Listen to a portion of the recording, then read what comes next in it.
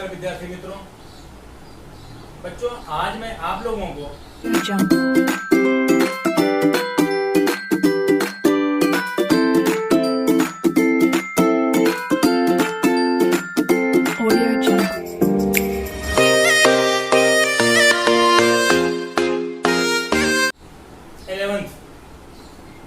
Standard 11 वाणिज्य व्यवस्था और संचालन के बारे में आप लोगों को जानकारी देने वाला हूं।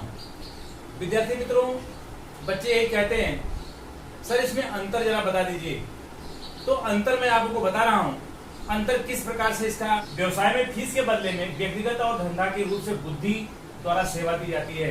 व्यवसाय में बच्चों कार्य का स्वरूप क्या है? बुद्धि, और उसके धंधा के रूप के बुद्धि द्वारा सेवा दिया जाता है। बुद्धि द्वारा सेवा दी जाती है। रोजगार में समझौते के अनुसार कार्य करना पड़ता है। रोजगार में बच्चों समझौता करना पड़ता है, समझौते के अनुसार ही कार्य करना पड़ता है। एक कार्य का रूप है कि समझौते के अनुसार उनको कार्य करना पड़ता है।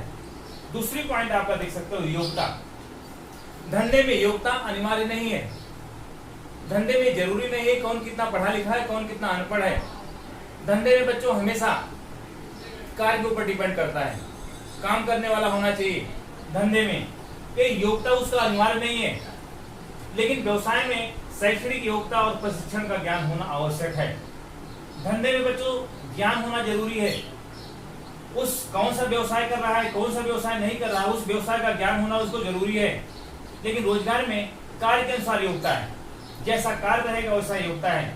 मान लेते हैं उसको कोई ऑफिशियल काम है तो उस तरह से उसकी योग्यता होनी चाहिए। कोई हेल्पर का काम कर रहा है तो उसकी विशेष योग्यता नहीं होनी चाहिए। तीसरा है लाभ का प्रतिफल, लाभ या प्रतिफल। तो लाभ धंधे में क्या होता है? लाभ तो मिलता ही है।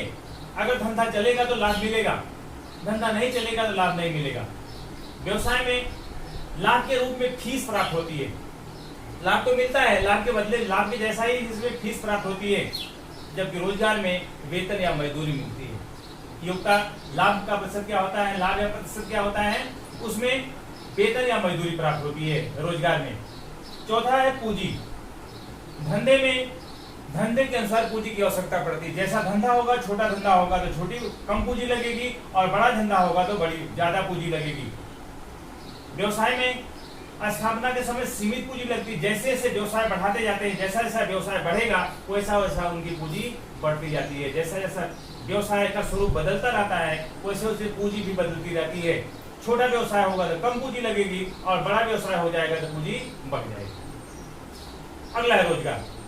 रोजगार में पूंजी आवश्यक नहीं है, क्योंकि रोजगार कोई करता है, किसी का खुद काम करता है, उसको पूंजी की आवश्यकता नहीं होती।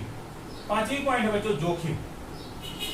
धंधे में अनिश्चित और जोखिम बना रहता है।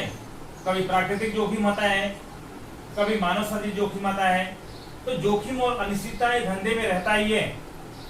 व्यवसाय में रकम की फीस ना मिलने पर जोखिम होता है। मान लीजिए कोई व्यवसाय लगाया है, व्यवसाय में उसकी फीस नहीं प्राप्त हो रहा है, उसके बदले में उसको पैसा नहीं प्राप्त हो रहा है, तो जोखिम होने की संभावना रहती है। मान लीजिए किसी के साथ व्यवसाय किया हुआ है और वहां से पैसा नहीं मिल पा रहा है, ये जोखिम होने का रहता है। रोजगार में नियमित और निश्चित वेतन मिलने से जोखिम कम रहता है, क्योंकि लगातार उसमें नियमित वेतन मिलता रहता है, महीने महीने का वेतन मिलता रहता है, निश्चित वेतन किया गया है, इसलिए वहां जोखिम की संभावना कम पाई जाती है। छठा है बच्चों, आचार संहिता। आचार संहिता का तो पालन करना ही पड़ेगा। धंधे में कानून का पालन तो करना ही पड़ेगा। धंधे में कानून का पालन करना पड़ता है, आचार संहिता का पालन करना ही पड़ता है। उसी तरह से व्यवसाय में भी है। व्यवसाय में निश्चित की गई आचार संहिता का पालन करना पड़ता है। जितना आचार संहिता उनको बनाई गई है, जितना वो पहले से उनको नियम बनाया गया है, जिसके अनुसार उनको कहा गया है पहले से, उसके अनुसार ही समझौता के अनुसार आचार संहिता का पालन करना पड़ेगा। निश्चित की गई आचार संहिता के अनुसार जितना सरकार के द्वारा या किसी व्यवसाय के द्वारा आचार संहिता बनाई गई है, उसके अनुसार उनको पालन करना पड़ेगा, नियम का पालन करना पड़ेगा।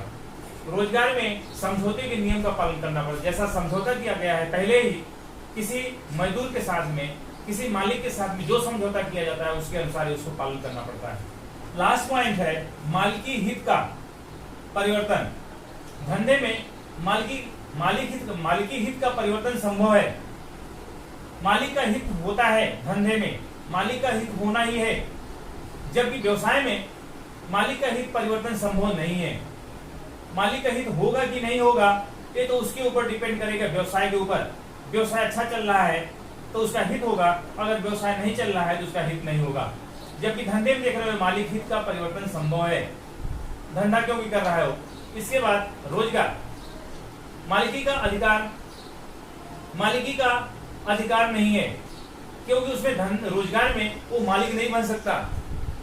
कोई भी कर्मचारी होगा, कोई भी होगा, वो मालिक नहीं बन सकता, वो जो काम उसको सौंपा गया वही काम करना पड़ेगा। तो इस प्रकार से बच्चों ये रहा है आपका धंधा, व्यवसाय और रोजगार के मध्य अंतर।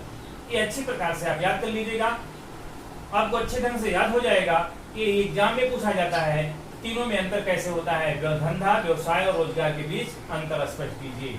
ओके, समझ में आ गया होगा। आप लोगों को अगली वीडियो में फिर मिलेंगे, तब तक के लिए जय हिंद।